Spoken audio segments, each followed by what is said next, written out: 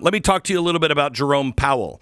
Jerome Powell had a hissy fit last night because on Friday, the DOJ said, look who we're coming after. Now, in case you don't know, you don't go after the Federal Reserve unless you're President Trump.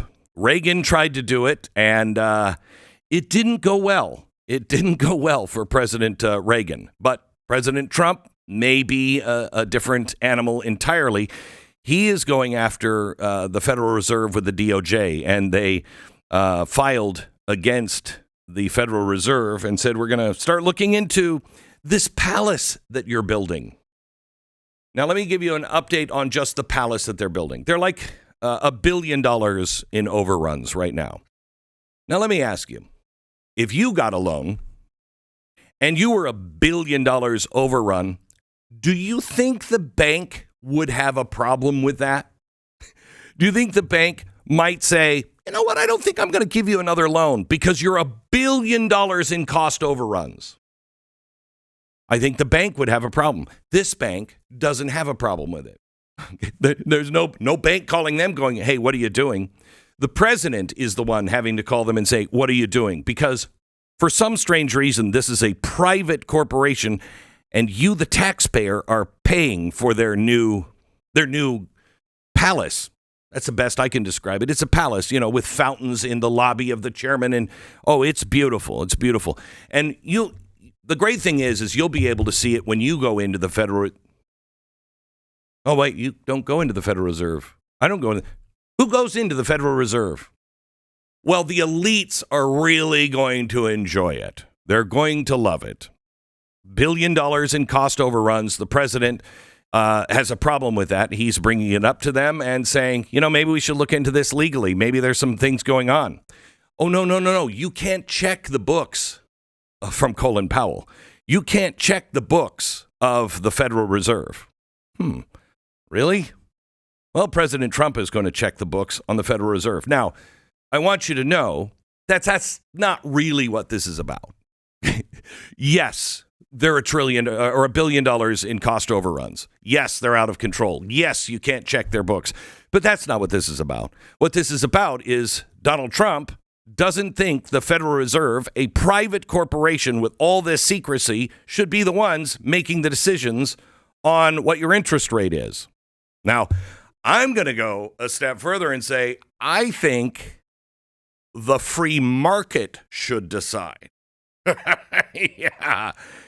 You see, when you take all of the big banks and you put them together and you call them the Federal Reserve, that's what I like to call a monopoly. Not the game, but just as frustrating. The banks have a monopoly. The banks are the ones colluding to decide what are they going to charge you for interest. And by the way, inflation, that's not a bug. That's a feature. Inflation is planned. Now, let me ask you, if I said to you, hey, how much money should your dollar lose every year? How many pennies on every dollar should you lose? Should you lose 2, 3, 5, or 8 pennies on every dollar every year? You have it in savings. You're spending it. How much would you like it to go down? Now, I'm a weirdo, so I say no pennies. It should not lose value. In fact, I'd like it to gain value. But that doesn't happen. Why? Because the Federal Reserve has decided that 2% inflation is the right number. So you should lose 2 cents. Wait, every year on every dollar? And we're losing much more than that. I was doing a calculation the other day. I'm charging, when we announce, that the torch is up for, subscription, I'm charging you $9.99. And for the first month that we offer it, it will be inflation proof for the rest of your life. Okay? As long as you hold your subscription, if you were one of the founding people that came in, I will never raise the price on you. Now, I was doing some calculations. $9.99, we're going to call it, no, this is crazy. We're just going to say it's $10 because that's what $9.99 is. But anyway, You put $10 in. That's what I charged when we first put the Blaze together. I said it's $9.99. Do you know how much $9.99 is worth today in 2011 dollars? This will show you how much money your money has lost. How much is $9.99 today if you had 2010, 2011 dollars? That's actually like $6.70. Your dollar has lost over $3. Your $10 bill is now worth about $7. That's how much money you've lost since Obama was in. That's not a bug. That's a feature of the Federal Reserve. And most people don't even know what the Federal Reserve is because you're not taught about it. Not because it's secret. You know, books have been written, hearings have been held, transcripts have been preserved, but you don't teach it to anybody because, well, I mean, it's inconvenient. It doesn't exactly flatter power. Actually, if you start looking at it and you realize what it really is, you're like, I don't think I like that at all. No, it's the Federal Reserve. They named it the Federal Reserve for dopes like us. So we would always say, well, it's a federal institution. It's part of the government. No, it's not. It's a private corporation. If you had to read one book this year, I would suggest you read a book called The Creature from Jekyll Island. It's by G. Edward Griffin. When I first read this, I didn't know who G. Edward Griffin was. And so I started doing my homework on him because I'm like, I don't want to read this if he's some crackpot. Well, he's not some crackpot. And I actually did an interview with him the last year at Fox. Some people say, see, Glenn Beck had G. Edward Griffin on, and that's why they fired him. They didn't fire me, and it had nothing to do with it, or did it? But it is uncomfortable. Nobody wants to talk about this. But what he does in this book, he doesn't start with conspiracy. He begins with history. The banks had been wanting a federal bank forever. They wanted to control the money supply. They wanted to be the ones to print the money and control the money. And I'll get into why here in a minute. But it was a small group of men. It was senators and bankers and financial architects. And they slipped out under assumed names and got onto a private train and went to a private retreat on a place called Jekyll Island. There was no press. No public record. There were no voters. This was all entirely secret. And they were not drafting a bill to be debated. They were designing a system to be accepted. And what emerged from that island was not a government agency, at least in the normal sense. It was a mechanism. It was the reason why it's creature from Jekyll Island. It's a hybrid. It's a hybrid creature. It's public in its appearance. It's private, unbelievably private, like illegally private in any other business, and completely shielded from all accountability. Tell me another structure like that, besides what? The CIA. Armed with power that no free society should ever hand to any unelected body, ever. And the creature is the Federal Reserve. And it's not a department like the U.S. Department of Finance. It's not that. It's regional banks, privately owned by member banks. Remember when they said, oh, you know what? The banks are too big to fail. What does that tell you we should do with the banks? This is what people said in 2008. They're just too big to fail. That would mean, okay, then maybe we don't let them fail. I mean, not in my opinion, but this is what the argument was. We don't let them fail this time. But then what do you do after you save them? Reason and logic would say, I make them smaller, so I'm never in this position again, right? They didn't. They made them bigger. And yes, governors are appointed, but once they are seated, they have extraordinary independence, and the president can't do anything about it. You know, the president, when he selects I'm going to select a new chairman of the Federal Reserve. Do you know where he gets the names? From the Federal Reserve. He can't say, you know what I'm going to put in charge? Rand Paul. He can't do that because they wouldn't allow Rand Paul to ever get near the Federal Reserve. I don't know if he's even been allowed to walk into the Federal Reserve. So the president can only pick from the people that he wants. You know what that is? That's the Soviet Union and the way they used to run elections. That's the way Putin runs elections today. That's the way they run elections in Iran.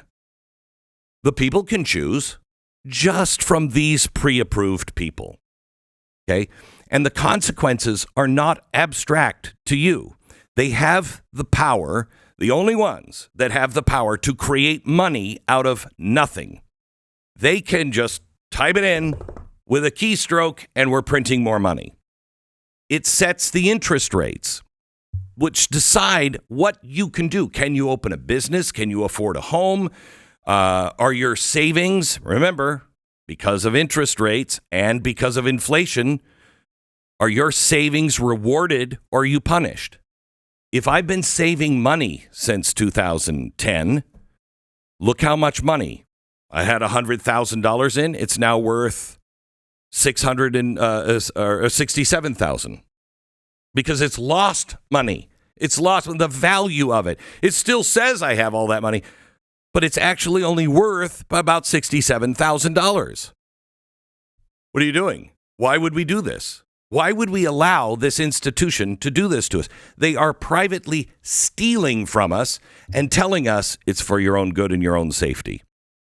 It also decides liquidity, a word that nobody really pays attention to. What a liquidity means is, do the banks have enough money?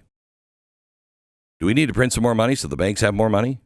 Because the banks, if liquidity dries up, then, you can't get a loan. So we got to print more money, which will cost us more. And then because that's a really, really bad idea, usually printing money the way we've been doing it, it's going to cost me on top of it because then you're going to have to raise my interest rates to unbelievable levels to be able to suck all that money back in.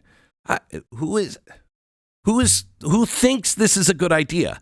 By the way, this is not regulation. This is command. They have command and control. So what is this really all about? What is the president really doing?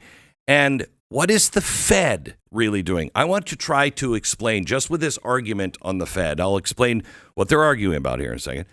And then I want to show you what the Fed really is and how this is a really brilliant master stroke of genius if you are trying to control the world.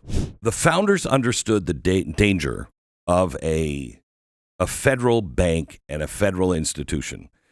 Because who benefits from a central bank? When money is created, it's not you, the wage earner, because your purchasing power goes down.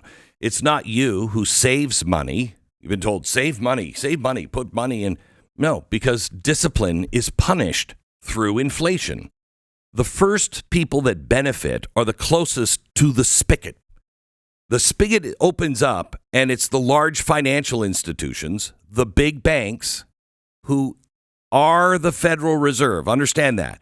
The banks are the Federal Reserve. They're the ones who profit first. Then any government that's borrowing money. And then the speculators who can move before prices rise. Why do you think there's not a big move for the Federal Reserve in Congress? How much is Nancy Pelosi worth again?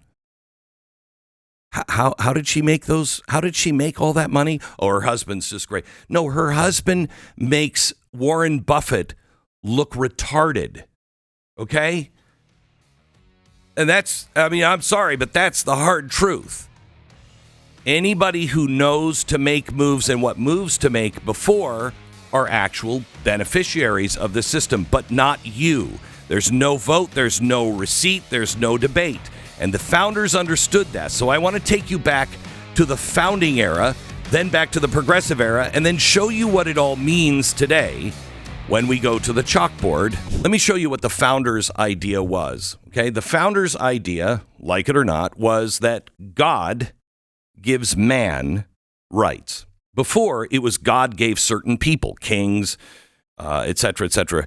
God gave rights to those people, and those people had rights over you to tell you exactly what to do, how to live your life, what land you could own, what you had to do with your money, what you had to do with your whole life. They could tell you everything about your life.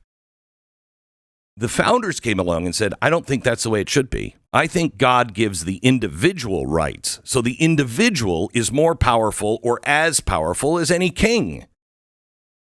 And the people can decide what to do with their business, what they can do with their life, who they can marry, how they live, where they live, what house they could buy, what land they could own. Before, all those decisions were made by the king. You couldn't own property. The king or the lord and the lady had to give you that land, or you had to negotiate it. How is a pauper going to do that? How is somebody who's at the bottom of the barrel going to be able to buy land? They couldn't. And everything, including the banks, were controlled by the king. Okay. Founders came along and said, that's got to stop, because people are their own sovereign. You're the sovereign over your own life. And governments, says in the Declaration of Independence, are instituted among men to protect those rights. So the first thing is, all men are created equal, endowed by their creator with certain inalienable rights, and governments are instituted among men to protect those rights. So the first thing that government comes into is the people saying, I need somebody to be a guardian over my rights, over my property, over, business. If I'm in business and somebody's being unfair, I need somebody to come in and go, hey, these are the rules. You're wrong. You're right. But these are the rules. And if you guys don't like the rules, you guys can change the rules. I'm just here as a referee. Okay. That's the government's role. Is that their role now? Now, we did that for a while. Then around the turn of the century, progressives came into the play. Progressives, like I said earlier, are just slow communists. And that's not a cute turn of phrase. That is really what they are. They believed in a collective power. They believed in the elites. So it became fascism or communism. But progressives didn't want to have the bloodshed in the streets. And so they thought they could just build it piece by piece because they knew it would take a revolution to do it. And they had to separate you from the Bill of Rights, the Constitution, and the Declaration of Independence. Woodrow Wilson hated the Declaration of Independence. Ask any real progressive, and they'll tell you that the Declaration of Independence plays no role in anything anymore. It's an old, dusty document for a different time. I'm here to tell you it's a document that is for this time, the future, and the past. It's who we are. It's our mission statement. So we developed, when we said all men are created equal, governments need to be instituted to protect those rights, we came up with a government that checked on itself. We had Congress, the president, and the court system. And they all ran checks and balances. Even in Congress, the purse strings, the only one that can start spending your money is Congress. So your congressman, you have to vote them in every 2 years. Why? Doesn't that seem ridiculous? Every 2 years you have to go vote for your congressman? No, the founders knew they controlled the spending. And so if you didn't like what they were spending, if they were raising taxes and spending too much, you could vote them out every 2 years. So they didn't have this long control. They were given the keys to the purse, to the safe. They don't anymore. We haven't had a budget since 2008. Progressives finally got rid of the whole budget process. So it doesn't matter who starts it because all they do is they just add on to what they've already had. We're going to expand this, going to track this, and they can move the money. Okay. So you've lost that control over your money. Also, the Senate was set up to be able to be the check and the balance on the federal government versus the state government. Remember, states are more important than the federal government. That's what they believed at the founding era. But we need the federal government to settle arguments, just to play a referee, and to also, if there's a war, wage war. Okay? So we were so afraid that the federal government would get out of control and there would be a big, deep state that the founder said all of the senators are voted on by the state houses. So you could send a senator, but the state house would vote on that. They did that because they felt that the senator would be loyal to the state. If it became an election, then other states, think of this. Why do you care about Chuck Schumer? You care about Chuck Schumer because he affects you. Because his loyalty is no longer to New York. It's to the federal government. They work for all of us instead of their state. That's not the way it was set up, and that's part of the problem. Then the president didn't have enough control because remember, progressives wanted bean counters. They wanted somebody that could control everything that wasn't necessarily elected. They were just the best in their job. And so let's get these experts in to do an administrative state. And so they grew the administrative state, the deep state. They grew all of these administrative arms, the Department of this, the Department of that you don't even know who runs those things. Well, if you have to deal with one of those, go ahead. Deal with the Bureau of Land Management. Go ahead. Deal with the Department of Labor. Who do you vote out? You don't agree with what they're doing. Who do you vote out? You can't. They're not responsive to you at all.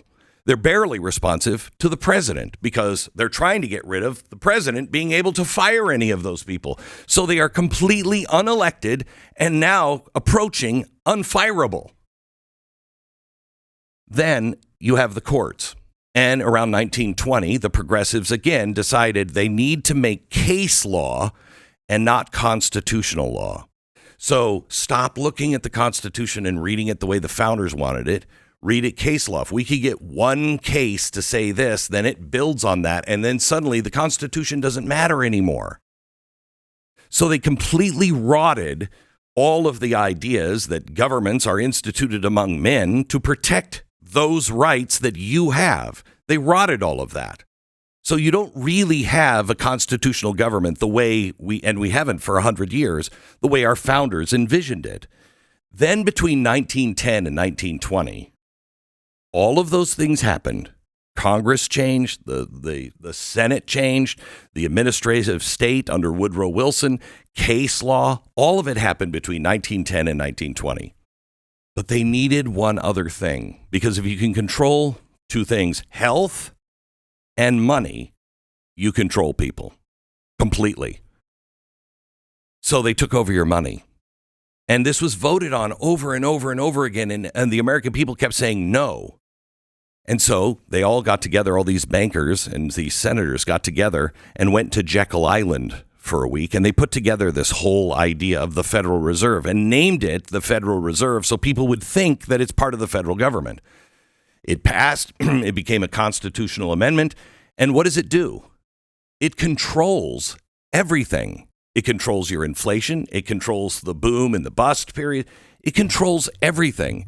Basically, it controls you. It takes us from a country that says you can do anything to you can do anything if the federal government says it's okay and if the bank says it's okay. Before you could do anything. And the government just played referee. Now the banks and the federal government pick and choose winners. Well, no, you need you can't just go out and do something. You need a license for that. Why do I need a license for that? I mean, some things I think I need a license for. Cutting people's hair. I mean, in the era of straight razors, maybe. That's not happening anymore. Why do I need that? I need a license for why? Why? So the state can not just make their money, but the state also has control. They also tell you who you can, how you spend your money, how much money you have, how much money is that worth? What will the bank allow? And so we see this and we see this corrupt system and we're like, oh, those rich people. You're targeting the wrong rich people. For instance, California is now targeting billionaires. Oh, the billionaires. We got to tax the billionaires. They're just going to move. That's all that's going to happen. They have enough money. They're going to move. They'll move their corporation. They'll move everything out of California. They'll move someplace else. And if Texas decides to do that, they'll do. Did you learn anything from France? This is what France did. All the billionaires moved. Tax the billionaires. What does taxing the billionaires actually do? What do high taxes actually do? Take it away from you and give the power to the state. Let me ask you this. Can you imagine running a business in America where you could tell the IRS, you don't look at my books? Do you think anything bad might happen if no one could ever look at your corporation's books? We can't. They're completely opaque. We don't actually know who owns them. We don't know who they are. They're shareholders. Who are their shareholders? Who do they answer to? They don't answer to the president. They don't answer to you. And they have total control. Back in 2008, the banks were too big to fail. So what do? You would bail them out, and then you would make them smaller. They bailed them out and made them bigger. The corporations, they were Occupy Wall Street. All these corporations were under attack. Now notice nobody's attacking. Nobody from the left is attacking these big corporations. Why? Because they made a deal. And that's how you got BLM, the World Economic Forum. It's all part of that same stew. This should not be part of our system. You want to fix it and make it fair. Abolish the Federal Reserve. Thank you for thinking for yourself and being part of a movement, because that's really what all of this is. If you want the full story, you want to go deeper, go to blazetv.com/Glenn. Go there right now, sign up, no interruptions, just the truth, uncensored and unfiltered. Don't just watch, take a stand. And I'll see you over there in a minute.